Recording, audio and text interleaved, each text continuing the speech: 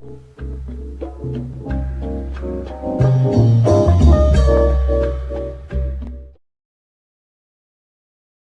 have the emergence in human society of this thing that's called the state. What is the state? The state is this organized bureaucracy.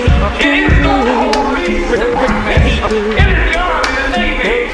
It is the prison system, the courts, and what have you. This is the state as a precision organization.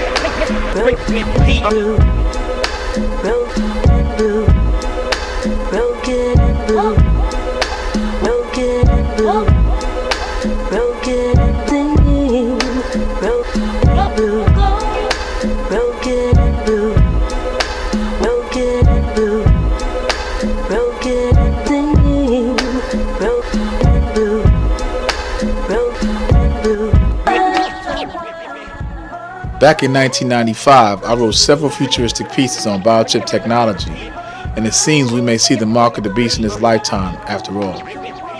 According to MSNBC.com, dated October 13, 2004, the Food and Drug Administration approved Applied Digital Solutions of Delray Beach, Florida, to market computer chips for humans.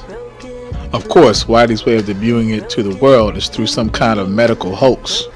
The claim is that its use will assist doctors storing medical info on their patients, but they haven't elaborated on what else they have in store for these chips. Called the Biochip, is so small it's the size of a grain of rice.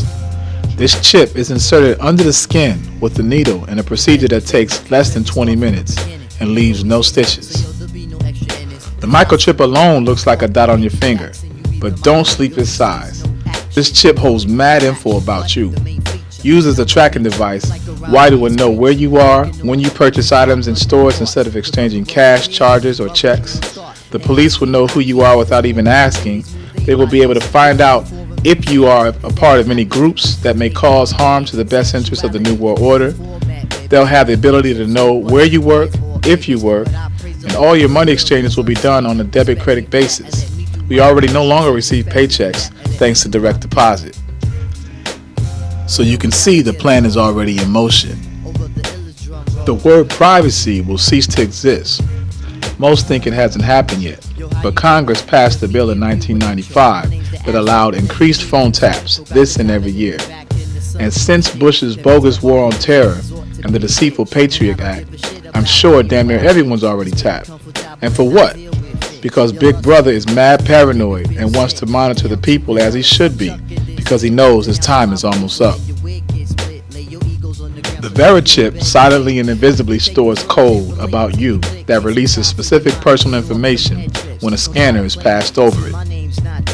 For all you biblical heads, does this not sound like Revelations 13 verses 16 to 18? The microchips have already been implanted in 1 million pets and an unspecified amount of humans, and the number is growing as we speak. However, we'd be naive to think inevitably the chips won't be used mainly to track us.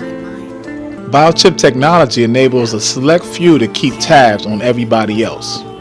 In the October 1994 edition of Popular Science magazine, writer Chris O'Malley wrote, "Within the next 10 years, we'll have the miniature computers inside us to monitor and perhaps even control our blood pressure, heart rate, and cholesterol. Within 20 years, such computers will be correct visual and hearing signals, making glasses and hearing aids obsolete." Now, most will think this is a good thing.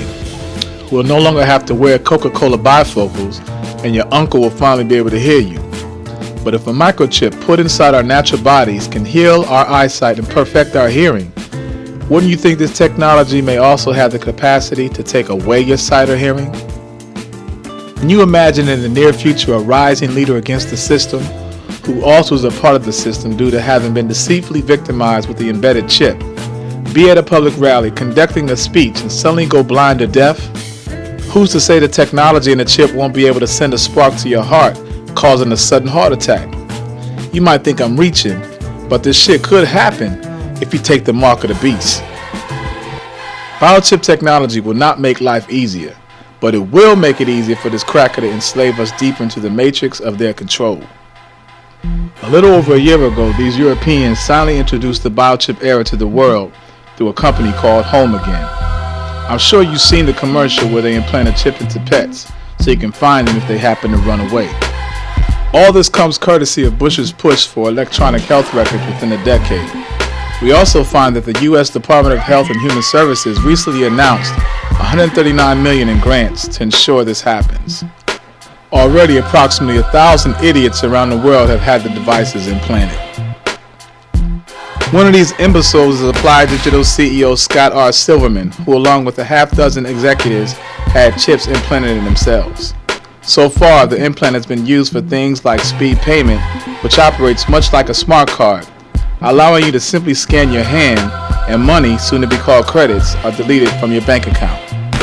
The Cleveland Business Wire published on November 8, 2004, the United States demand for biochip products and services is projected to increase 20% annually to $2.1 billion in 2008. DNA chips will continue to generate broad usage in the research of human genetics. The industry is counting on billions of revenue as Whitey continues to try and be God in their quest to ultimately control the entire planet's population, as well as create artificial beings that can be used as expendable missionary warriors to carry out their plan of global domination. So peep this. It's illegal for the United States to spy on its citizens, yet they do it anyway, but in their usual technological way. See, they have someone else do it for them. Under the terms of the UK-USA agreement, Britain spies on Americans and America spies on British citizens, and then they trade the data. This way they can still spy on us legally. This system is called Echelon. Other nations involved are Canada, United Kingdom, Australia, and New Zealand. The London Telegraph reported December 1998 that the Civil Liberties Committee of the European Parliament had officially confirmed the existence and purpose of Echelon. Quote, a global electronic spy network that can eavesdrop on every telephone, email, and telex communication around the world, end quote. On August 25, 2001, English professor Kevin Warwick, head of the cybernetics department at the University of Reading, claimed to be the first person in the world to have a computer chip surgically implanted into his body. He demonstrated how the chip works by simply walking through the front door of his department, and a computer greets him and tells him how many new emails he got. We're talking about walking cyborgs, yo. Some half-man, half-computer shit. Maybe the Terminator isn't so far-fetched. Author Zbigniew Brzezinski, who served as then-President Jimmy Carter's National Security Advisor, wrote The Technotronic Era, a book commissioned by the Club of Rome, aka the Illuminati. This text revealed several methods that will be used to control citizens of the U.S. in the future. In particular, it gave notice of cloning and robotoid, or people who acted like people and who seemed to be people, but who were not. So what'll happen if you don't take the mark, which is the biochip? I don't know. Personally, I think Whitey realized this and they want chaos to happen. They know many religious folk will not submit because of what the Bible says.